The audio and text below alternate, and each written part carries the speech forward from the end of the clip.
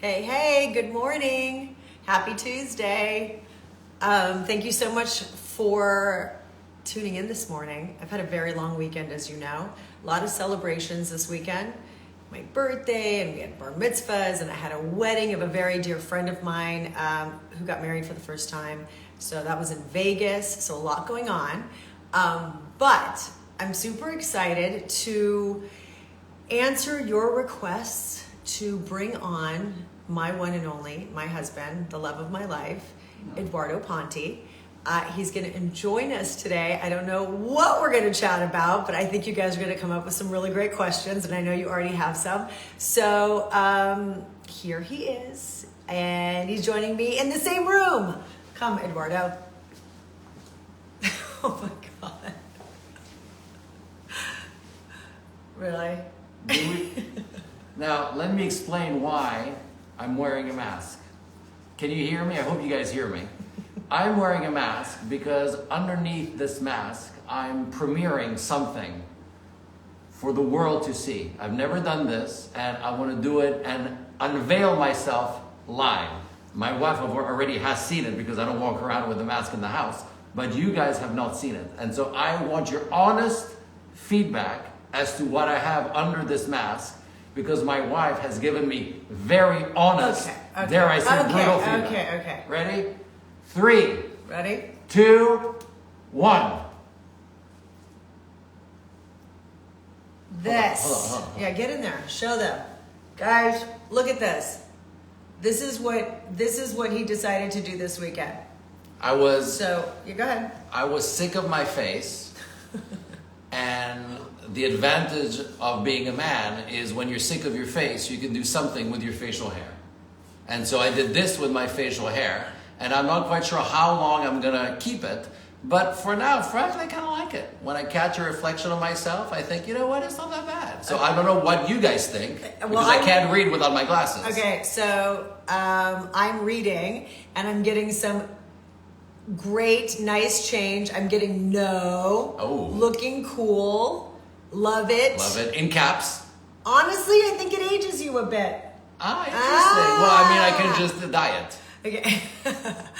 Totally unrecognizable Ponte. Isn't that funny? Isn't that funny how facial hair does that? He kind of looks like a cop. I agree. But that's kind of sexy.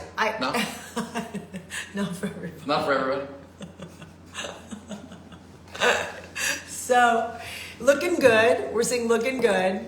Okay, so these... somebody said sexy. Somebody did say sexy. Here we go. Yes. Somebody said which means as in good, or as in I'm not sure. We don't know. All capped, get rid of it. Oh, that's okay. So I am not a huge fan of it. I don't know what it is. I don't know if it like rubs on my face. I don't know. Although he did it once before and it really offended me the first time, like really offended me. I think it had something to do with wardrobe and the mustache. Like it all kind of wasn't working. But this time I feel like less. I don't know. Maybe it's what you're wearing. I don't know. It hasn't really, it's kind of gelled. Or maybe you're used to it the way that one gets used to a stone in the shoe. On a hike. Somebody wrote, I wish I could grow one. No, look at how many O's on that one. A lot of O's. But if we remove the N, it's like, So we don't know. We don't know. Maybe the N was a typo.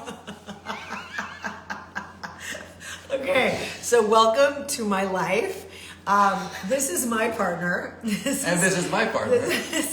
And very often you guys ask me individually and ask a lot of questions about, I don't know, who is this guy? How did we meet? How do we make our marriage work? How do we raise our children? There's so many things that we could talk about. And we will, because you're going to ask questions. So, but I'm really happy to have my hubby here, because not only do we live in the same house and share a life together. And we live in the same frame. At all times. Same frame. But, yeah, he is one of the funniest people that I have ever met. And so that does help life be a little bit funnier every single day. So we're going to talk about a few things. How are you, by the way? Fine, Melanie. I don't know if I should look at you like this or like this through the screen. I think through the screen might be easier for me, because if not, it's hard for me to just, you're so close, but I just want to kiss you. kiss you. But like this, I'm fine. Okay, so So yeah, you're good. You're doing well. I'm doing very well. You worked out this morning. I worked out. How was your workout? Fine. I did my 3-mile run. What happens in your 50s when you do your 3-mile run is that even after the run, an hour, 2 hours later, you're still sweating. So if I'm sweating, it's not because I'm nervous, it's because I ran 6 hours ago. He's a little nervous too. Yes, I'm a little nervous. No, I don't like to talk about it. It's not true. It's not true. Okay, so let me read some of these questions. So, hi from Philadelphia. Hi from China. Hi from Greece. Hi. Hello there. These people come from all over. Isn't it great? From China. Look at that. The best question would be, do you want to marry me? I mean, are you asking, is Sasha asking me because we've already done that? Okay, I'm doing my statistics homework. I think you guys are getting me through it. Somebody's doing their statistics homework. Okay, hi from Jamaica. Easy. Hi from Scotland and Ohio and England. I've never been to Scotland. France. I'd love to go to Scotland. Ah, bonjour, comment ça va? Tout va bien?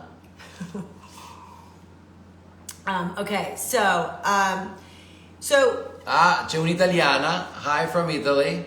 Buonasera. Da dove viene? Roma, Milano, Napoli? Yay. So Eduardo and I, I'll start this out. So Eduardo and I, we won't get into all of it, but we did meet in college. Yes. We both went to film school at USC, the University of Southern California, yes. And that's where we first met. And we used to see each other in the hallways. We would trade glances, little smiles, little extended stares, and then we would walk away to our respective classes, but always with that image of each other in the classroom. And we didn't date in college, and we ran into each other sporadically here and there over the course of 10 years, and then we literally ran into each other in the restaurant of a store here on Melrose. And then what happened? I don't know. Then we went out. We went out with a lot of friends in the beginning. It's very European to not go out one-on-one, no. Which, by the way, a huge fan of. Here's your coffee. There, I got your coffee. Thank you. Cheers. Cheers, man. I have a mug that is our daughter's editor-in-chief, which we can talk about her after. Editor-in-chief of her yearbook. So this is her little mug from that.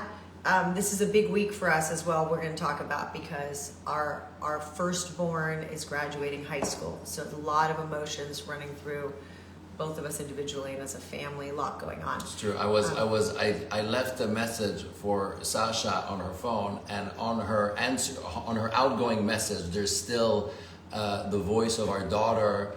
A message that she left on her outgoing message when she was like 6 years old. No, even younger. She was maybe 2 or 3.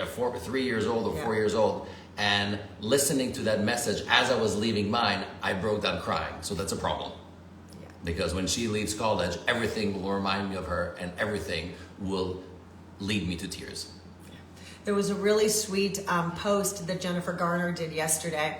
And because her daughter just also graduated, and the post is all these images and sort of little videos of her that just says, like, how do you say you have a graduate without saying you have a graduate? It's just images of her crying. Aww. And I know, it really made me cry. In different places, she was like on a plane, you could see her at the graduation, but it's just really all these spaces, and it really hit home because I feel like that's gonna sort of happen this week.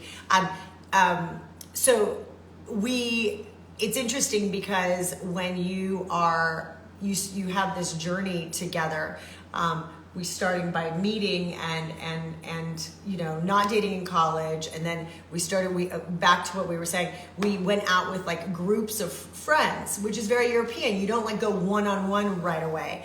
And eventually you go one-on-one. But I preferred it because you're not under this pressure to connect with a person, which I think is very much something that happens now. You just go right one-on-one. And the thing I love about the group setting is that you see the person with their friends, and they see you with your friends, and you see each other in your environment. And you can kind of assess from that, like what kind of person they are, what kind of friends they're into, what they're like with other people. So you're not in this silo of one-on-one. And I think I think that's really effective and super important. So we went out in groups a lot, and then a lot. But then yes, we came together, and very quickly we were at an age where we decided that we really wanted to have a family together, and there we are. And so here we are, 18 years later with our little girl, and it's really wild because you go on there's so many things that happen in your own individual growth, then you as a couple, and then you as a family and as parents. And a lot of people ask us about parenting, which is, we can get into so many things about that. But so how are you feeling this week? Listen, this week I'm feeling, it's funny, I'm kind of day to day, as the graduation is approaching, I'm getting more and more feelings about it. But in a way, I've prepared myself for the last 18 years for this moment. So it's not a moment that caught me by surprise at all. It's a moment that we all grow into. And what's great about nature and about growth is that nature tends to kind of primes you for this moment, because the older the child gets, the more they want independence, and the more you have to give them that independence. So you kind of gradually get used to them eventually leaving the nest and kind of starting their own lives. So we've been preparing for this moment really, really 4 years. It just becomes kind of official in September. You know what I mean? But isn't it also that, honestly, let's be honest, having teenagers is really, really hard, and you go through so many things. Like, there was a period with Lucia that was really tough, and Eduardo would be like, oh my gosh, this is Vietnam, what's happening? I was seriously, not just, in jest, seriously considered that there was a moment where she would like to really go out, and she was, in her mid-teens, going out in Los Angeles as a father. Of course, I get worried because, Los Angeles is a big place. So I actively considered, maybe if I break my leg on a Thursday, she won't go out on a Friday night, because she'll feel so bad that I'm in a cast and maybe I'll be in a hospital. So she won't choose to go out with her friends because I'm in a hospital, and she'll stay with me. But I didn't do that. He did consider it. I did, actively. Really Should I break my leg today? Should I break my leg? Should I break his leg? I'm not sure it would have worked. Because I think she would have gone out anyways. I'm sorry, Dad. Going out now. Going out. No, but it's really hard. And I think you share in, like, all of that, it just like gives you so much grit and sort of understanding, and you get through it. And then by the moment that they switch into or click into, and luckily she has, into sort of the best version of herself as an 18-year-old young woman, we're so proud of her that I just feel more excited about her future and about, just all of it, because she's a good girl. So I feel very proud of her right now, but I know that I'm going to be crying a lot this week. This week, and then we'll be crying when we drop her off to college, and then we'll be crying when we're taking our plane back. I'm not taking a plane back. I'm just going to stay there. I told her that I was going to just rent or stay at a hotel, go to a friend's house nearby for a few weeks until I am calm enough to be able to get on a plane. Or maybe a few years. I'll just stay with her. Yeah, maybe she's not ready to cut. She's not ready to cut the cord. We're fine. She's not ready, and we're doing it for her. So, speaking of parenting and Father's Day coming up, I do want to talk about something that you did, and some of you know this and some of you don't. But Eduardo is a poet and a writer and a director. But poetry is one of his passions, and when I was pregnant with Lucia, when we were pregnant with Lucia, he began writing poems every week of the pregnancy as just, you can say it, tell them about it. Yeah, poetry was the first vehicle of expression that I used in my life. It was the first way that I utilized to express myself when I was growing up before film. And so when Sasha got pregnant with Lucia, I remember I was in the car in Los Angeles driving down the 10 freeway, and I listened to, and Stevie Wonder's Isn't She Lovely came on. And as you know, that song Stevie Wonder wrote when he, when his wife delivered their first baby, and it starts with the cry of a child. And when I heard that cry of Stevie Wonder's child, this idea sparked into my head that I would write a poem a week for each week of Sasha's pregnancy. And it was really letters dedicated to my yet to be born child, imparting lessons that I learned in life, sharing mistakes, so in the hope that she wouldn't commit the same ones, sharing beautiful memories I have of my own upbringing, sharing moments that I enjoyed with Sasha as we were building our lives together. And I compiled these 40 letters, in a sense, to my yet to be born child. And years back we published them, and it's really one of the few books that are dedicated to of course, to both my children in the end, but also to fathers around the world. And there isn't much literature for fathers. So here it is. This is called Letters from a Young Father by Eduardo. There it is. And this is not only just very special to our family, but I also think it's a really beautiful thing as we're looking down the barrel of Father's Day. You can get it on Amazon, right? Yes, absolutely. You can get it on Amazon, and it's a wonderful gift. And I have to tell you that so many men, not just friends of ours, but so many people that have read this, especially men who are fathers or who are becoming fathers.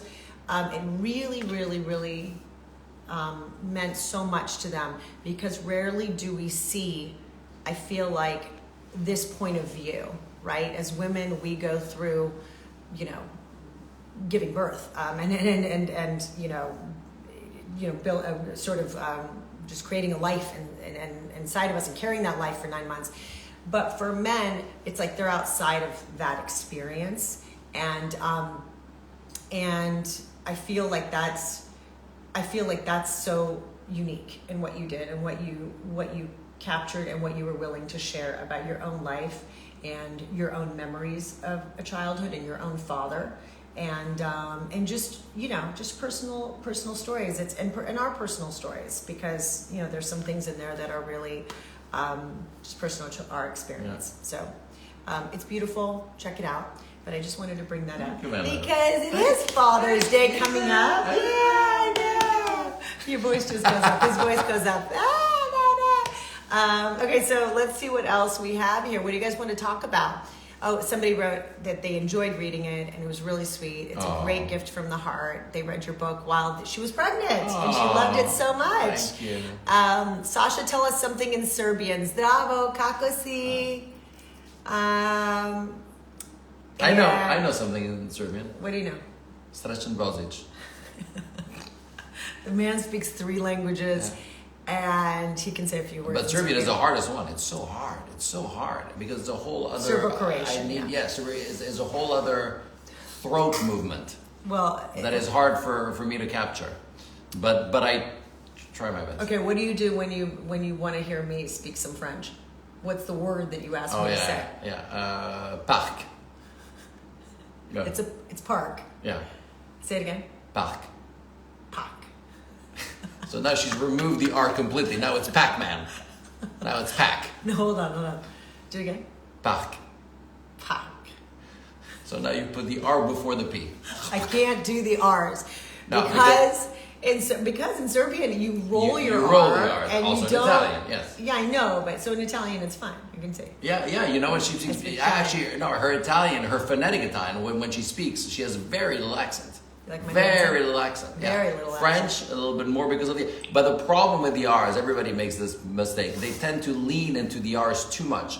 We don't really pronounce the R's as strongly as people think. It's just kind of you kind of ride on top like parc a little bit. You hear the R, but you don't really lean into it. Somebody just said, Eduardo, you speak French really insanely well. Yeah. He grew up. I grew up in Paris and Geneva. So Yeah. that's why. So Geneva being the French-speaking part of Switzerland. Yes, and he's really, really, I mean, French is a part of huge part of who you are. Huge part of my, even my cultural upbringing, my cinematic upbringing, the books I read, a lot of them are in French. I just love the language. And I was, I was, essentially raised, of course, in Italian. My home was a home where Italian was spoken 29 hours a day. But French was my childhood language at school. So somebody wrote, how often do you visit Europe and where do you want to go there? So we visit Europe a few times a year. Well, it's been more like twice. Well, he goes all the time, like every month and a half. Every 2 months, yeah. Every 2 months he'll go. We go all the time, and every year we'll try to visit somewhere else. Sometimes it just depends on what our family is looking to do. This year we're going to do Greece. Yeah, right? we're gonna do. I like to. One of the countries that I haven't been to yet, which I hear wonderful things about, is Portugal. I'd love to go to Portugal. That's true. We haven't been there. Somebody No. just asked if we've been to South Africa. I have not been to South Africa. We've been to Africa. Me neither. We have not been to South Our Africa yet. honeymoon was In in Lamu, and that was beautiful. Beautiful. So we love Africa. We'd like to go back with the kids for sure. Yeah. And then would you like to film in Belfast? Game of Thrones was made here. Even if Game of Thrones was not made here, I would love to shoot in Belfast. So what are you working on right now? Goodness. I'm working on 3 movies that I'm casting presently. 3 movies that are very close to my heart that I don't want to talk too much about because they're secret gardens. And when they're secret gardens, you want to keep them close to your heart until they're ready to come out into the public sphere. We're good with But they're very, very exciting, keeping in the humanistic vein that inspires me. And we will see which one comes first. Yay. And are you writing? You're co-writing, you're writing I always at the very least co-write. So I've written by myself. The other 2, the ideas generally come from me. And then I write a detailed treatment. And then with the co-writer, we write the first draft of the script and so on and so forth.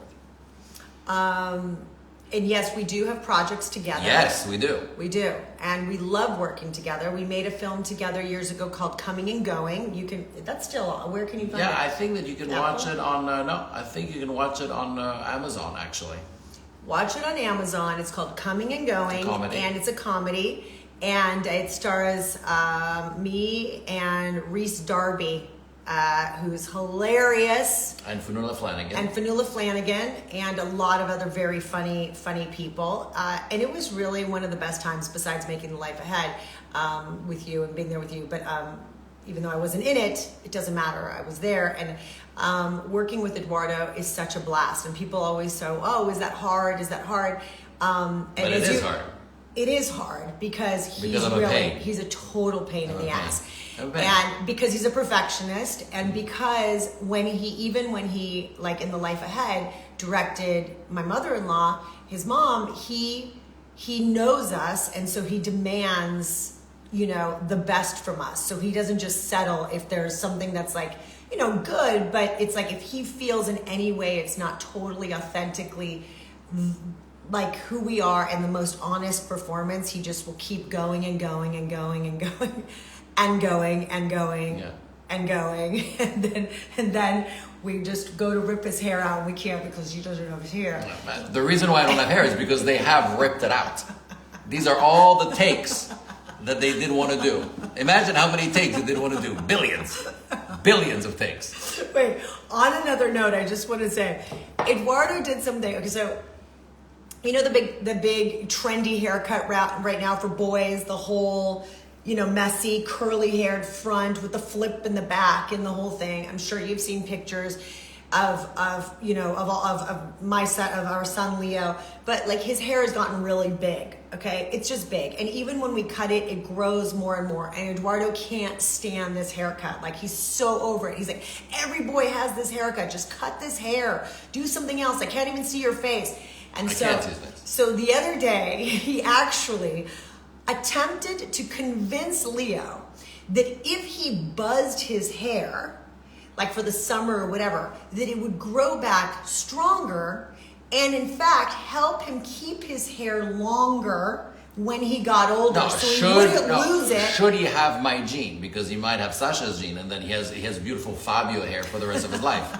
But if he has my hair, or the lack thereof, then it's a problem. So I told him, if you start cutting your hair short now, you are delaying the genetic inevitability of what could happen in the future. Because Eduardo, I started losing my hair when I was 17 years old. I still remember that I would feel a sort of thinness. And everybody was telling me, no, it's not true, you're not losing. But I knew I was losing. I knew, and I was right. So, God forbid, in the end you own it. If you lose your hair, you own it. And he's so tall that nobody will be able to see the top of his head, frankly. If he has that gene, at least if he cuts it short, it'll grow stronger. I thought it was a very good attempt at trying to. No, and then the other thing that I 13-year-old and then the other thing that I did and then the other thing that I did tell him and the other thing that I tried to do, I tried to appeal to his vanity, and I said the other thing that the other problem with your hair is that it creates a visor. Okay, that visor makes so that your eyes, the pupils dilate because the pupils are always in complete darkness because of that visor, which means that nobody sees how beautiful your iris is, the blue of your iris, because the pupils are always dilated. If you cut your hair, the pupils will constrict and we'll see your beautiful eye color. He didn't care. That was very elaborate. As you can see, one of the things that also makes us laugh about you, Eduardo, I mean, you guys can tell, his Italianism is he's very expressive. Like on one of our very first dates, he got on the phone with somebody and he was having a conversation about some business thing and he just sounded really angry. And when he got off the phone, I said, "Oh, I'm so sorry. Is everything okay? You sound really upset." And he's like, "No, I'm fine. It's nothing."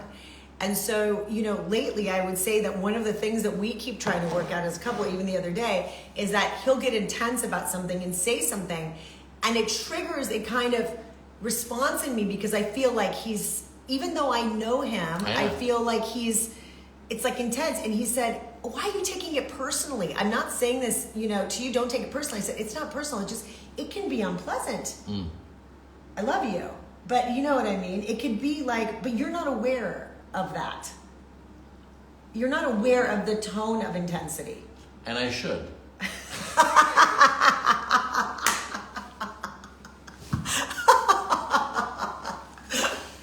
No, because when you live at all times at 11, you end up thinking it's 2. That's the problem. I know, but it's, sometimes it can be. People ask sort of how do you keep relationships and things, going. And I feel like you and I have great communication, even when we're annoying each other. Like I'm annoying. I'm sure I'm very annoying. I annoyed Eduardo last week so badly because my indecisiveness about what I wanted to do for my birthday or not do or do anything. Sorry to interrupt. Italians are passionate while they are talking. Exactly. Yeah. Very Italian. That's right. Okay. We're not screaming. Okay, go on. Olivia Myro just joined. Really? Hi, Olivia. Hi, look at that. Like a live. We're saying live. Hi, live to you, Olivia. Look at that. And if Olivia's on, maybe Lucci's on, and maybe everybody's on. Maybe. So here we go. Yeah. So, what was I going to say? I really annoyed him last week because I don't know,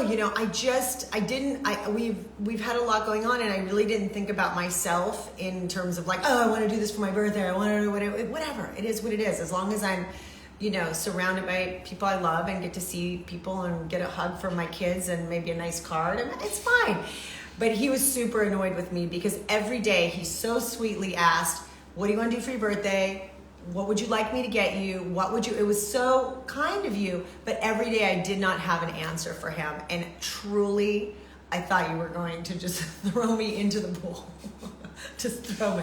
But we ended up doing something great, something a little bit impromptu, and it was fine. Yeah, it ended up being the best. So I feel like, partnership stuff sometimes is each person is going through that moment, and you have to have the patience and like just Well, also, I think empathy. I mean, not empathy, but just sort of like understanding that people, like, we are individuals. Even though we've been together a long time, we are our own people, and sometimes we have to, like, I'm going through a moment, and you have to kind of ride it. And at the end, we ended up doing something very spontaneous, which isn't always like you like to know what we're doing, but we ended up having a nice time, and it worked out. no, it was great. It was absolutely And great. you made amazing pasta. You went to Italy, and you bought wonderful food, and we cooked at home, and we stayed Yeah. home, and you did such a Yeah. wonderful No, job, we and it loved all it. worked out. It's true.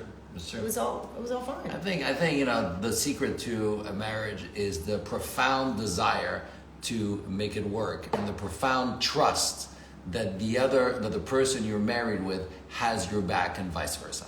If you have that, if you have this level of trust, this level of respect, and of course this level of love, then there is no plan B.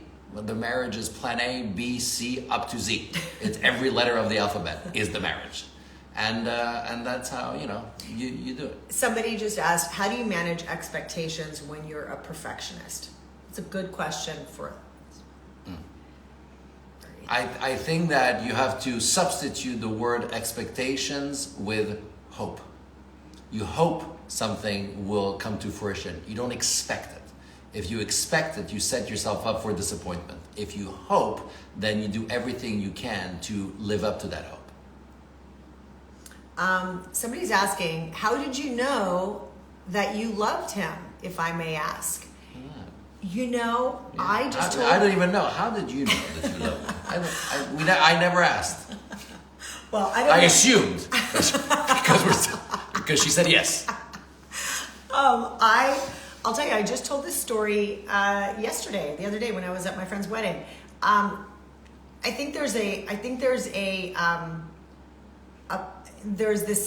this invisible thing that happens between people in terms of, like, we all know the book, like the 5 languages of love, right? Mm-hmm. And how we were all loved, how we were taught to love, how we feel loved, and so forth. And I think that that's something that maybe at that age I did not fully understand, but I understood myself enough to know what wasn't right for me. And so Eduardo and I were dating, and we took a trip together, and I was so independent. Like, I'm so, I traveled a lot. I always, knew where to put my passport, kept my stuff together, and I'm just fiercely independent that way. That's how I was raised. And we took a trip, and he asked me to hold my passport. And I remember so clearly the moment, like it was slow-mo, like truly slow motion. I looked at him, I said, no, I'm I'm good. And he went, no, just give me your passport, like I'll hold it. And I handed him my passport, and he took it. And I remember I didn't know what to do, like with my hand. And I kind of stood there, and I looked down the barrel of this like airport we were at, huge airport. I think it was Zurich or something. It's like I had just a long, walk, whatever you call them, corridors of the airport. She makes it sound like Alcatraz, and I took her as my prisoner. Exactly. He took my passport, and I remember looking out, and I had this moment where, for the first time, I felt like taken care of by the man that was next to me, and that passport represented something so much more than I even knew. And that was a moment that I think that it was a connection in a different way, a connection in.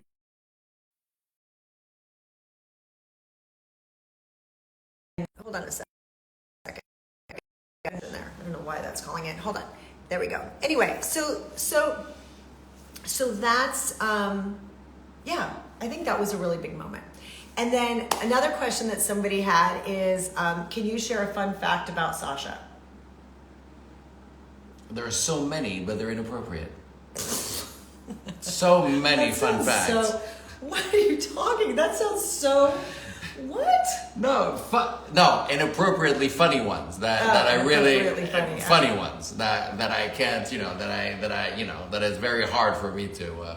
No, but in a way, one of the fun facts is that indecisiveness. That is, so everything is. I'm not always indecisive. But everything is a fork in the road. like everything. And then we go back to the intersection. And then she takes the right, but then we go back to the everything is a roundabout. It's all a roundabout. Maybe we should remove forks and just do roundabout so that she drives in a circle. Do you think that, hold on. I mean, first of all, not everyone, it's not, I mean, and I don't know, like, I don't like to say it's like a gender thing, but I mean, No, I don't it's know. not a gender It's thing. not Yeah, a gender no. thing because there's, I mean, do you think, I don't know, but it is, women do overthink a lot. Like we do overthink I mean, things. again, there's no generalization, but it's just a question of, I also am very indecisive, but I force myself to commit. That's like he's dropping a hint. No. Force myself No, to I commit. do it. I force myself to commit. Do I want to do this? I'm just going to do that. And then if I don't like this, next week I'll do this. So it's not that that's it, it's forever. We still have days ahead of us to do other things, to experience a thing that we chose not to do the previous week. Last night, I don't know if you guys have this, but for some reason, Eduardo and Leo can never find anything in the house. So I told them I was going to start charging them every time they ask me where something is, right? Every time. Maybe they look, maybe they don't, I don't know, but it's gotten to like a level. And last night, Eduardo comes out and he's like, do we have soy sauce? I said, I don't know. I mean, my guess is as good as yours. I don't know. So I go in and he's looking where he thinks the soy sauce is and he says he can't find it. And I walk into the pantry and literally it's right in front of it. Right in front. It's true. So I said, can you come back in here? I want you to see where it is. And he goes crazy. He's like, what did you say? Oh, come on. You're going to make me feel bad that I don't know where it is. And I was like, no, I just want to show you where it is. Because when you ask me without looking, like, how is it that these guys never see where it is? In my defense, there were two problems when I entered the pantry. A, I was not wearing my glasses. And B, I was expecting another brand. And that brand has a black label. And the soy sauce that we had has a white label. So I thought that was like hoisin sauce or something. I didn't expect because it was written like a huge, the brand new, and then very little soy. And soy is such a 3-letter word. I didn't read that at all. I mean, soy. I said it's soy sauce. No, it's not. Yeah. Lift the bottle. Yeah, and then I saw it. Yeah, so there were these two things. But yes, I should have brought my glasses in and then looked very closely to the label to see if one of the ingredients was soy.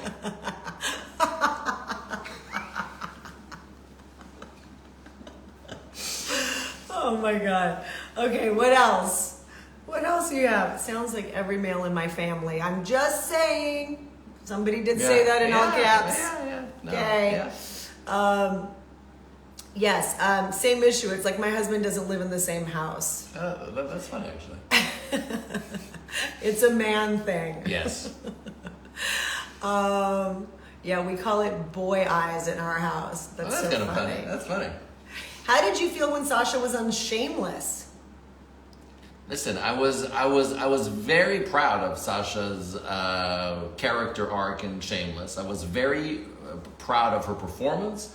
I was very proud of the boldness. What I like and respect about Sasha and admire about her as an actress is that she takes risks. If you don't take risks, you don't grow. So I think that her experience in Shameless really helped her develop her craft even more. And I was very proud of her. Thank you. Yeah. Thank you so much. That's right. And it was just a tiny bit uncomfortable not wanting to watch it. No, and thanks to Shameless, because she has such a wonderful physique, I started working out too. That is true. And now I have an amazing physique.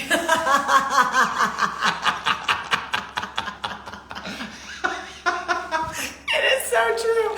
Because of Shameless, he literally became a gym buff. He joined a gym maybe the day after the first thing aired. And I was doing a lot of Tracy Anderson at the time, and I really was in great shape. And I wasn't. And I'm not saying that, but I definitely think that I was bald and fat.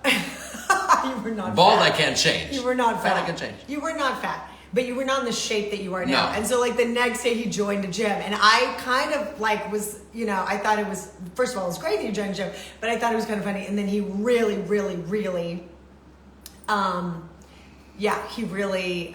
he really since then has been a total gym buff. Yeah. Yeah. Yeah. I spoke a little bit last week, but and we won't get into it. But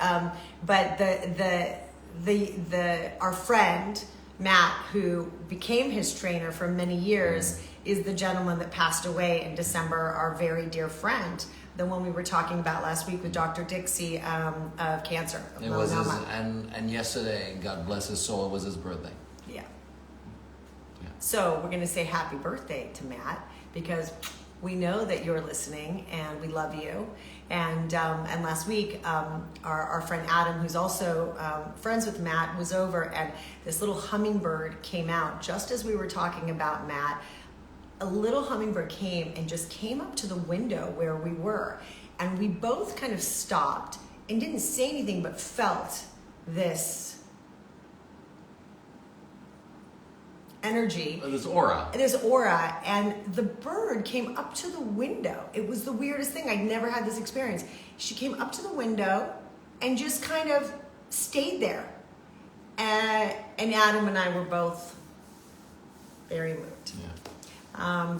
So thanks to Matt, Eduardo has an amazing physique. Which, you know. Anyway. Which everybody benefits from. Okay, so we'll take one last question. And somebody asked, because somebody said hair transplants in Turkey are amazing. I hear they're the best. Really? Yeah. And I obviously went there. Here, I went there for this. I went to Turkey for this. Somebody said hummingbirds are healing. Oh, that's beautiful. And then, wait, what was the other thing? Oh, how did you guys land on Lucia and Leonardo's names? How did you pick their names? And did you always want 2 kids? Interesting. I come from, in my family it was me and my brother, so naturally, organically, one thinks a little bit in the way that one has been raised, but I was open to 1 or 3 as well, really. The 2 felt right because of my upbringing, but I was very open to whatever we felt was right for our family, because what's right for our family isn't necessarily what one has had the experience of in the past. So obviously we were kind of, very open to that. And Lucia and Leonardo, I felt that my children's names or our children's names, maybe I felt comfortable with the Italianness of my children's names. Again, had Sasha said, no, I want a French name or a Serbian name or an American name, I would have been open to that. But I think that Sasha also liked the idea of having our children have Italian names. And specifically Lucia and Leonardo, we wore a lot of names, we would insert their names in conversations, and we would see what felt right, and those 2 names the light, to bring right. light, Lucia. Yeah. And by the way, she really does. It was Zia Maria, his aunt in Rome, who did this game where we would pretend that the child had that already name. here. So we'd be sitting on the table. Leonardo, portami il caffè, per favore. Leonardo, no, non fare questo. Lucia, sei pronta? Andiamo. And so we would do that with other names as well. And what rang true, and by the way, that's one of the poems I have in my book, Letters from a Young Father. And what rang true, what felt right, then we would put on a short list. And then we ended up, right? Yeah, it's true. It's true. And so I think we ended up with like 3 at the end and then sort of honed into something. Although Penelope was my name of choice for a girl. Penelope was just this imaginary friend of mine. I loved Penelope. And then coincidentally, if Eduardo was a girl when he was born, his parents were going to name him Penelope. So I thought that was exactly going to be Lucia's name. And Eduardo didn't feel it. So we ended up kind of moving into, and then your kid kind of...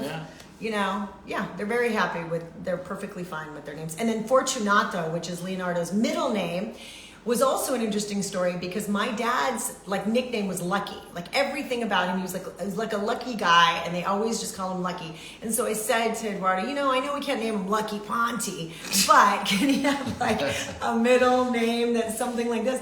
And coincidentally, there were 5 generations of Fortunato Pontes, which means the fortunate one, which is lucky. The lucky one. Yeah, Exactly. and so yeah, that kind of came to That's me, right. wasn't it? Yeah. Okay, so all right, so thank you guys. Anything else? No, we're here. Do they speak Italian? No, they understand Italian, but they don't speak it. They speak French. They speak French. But they speak English. I think. And they understand Italian. I mean, they do. absolutely. Yeah. They do. Yeah, you can't say anything bad about them. They will know exactly what you're talking about. So we're laying the linguistic groundwork so that if ever Italian is in them, we just have to unlock it. Yes. Yeah. Well, this was fun. Right? Yeah, I like doing this with you. It's fun. Thank you. I hope that we answered your questions, and I know there's a lot more, and we can continue it another time because I'm doing it every week. So maybe Eduardo will join us when we're doing something else with this some summer. other hair somewhere else. Yes, that sounds so weird. Here, yeah, here. We'll do a trip to Turkey, and then all of a sudden he's gonna have my hair. That's right. We'll do it the next time with one of your little wigs that you like to wear that are very funny. Anyway, so they're Halloween wigs, by the way. He wears the same Halloween wig every year in a different way. Yeah. So thank you so much. Thank you. Wish everybody a happy Tuesday. I'll definitely share some of our memories from this week. And that's that. Thank you for joining. Ciao. Ciao, ciao, ciao. Bye.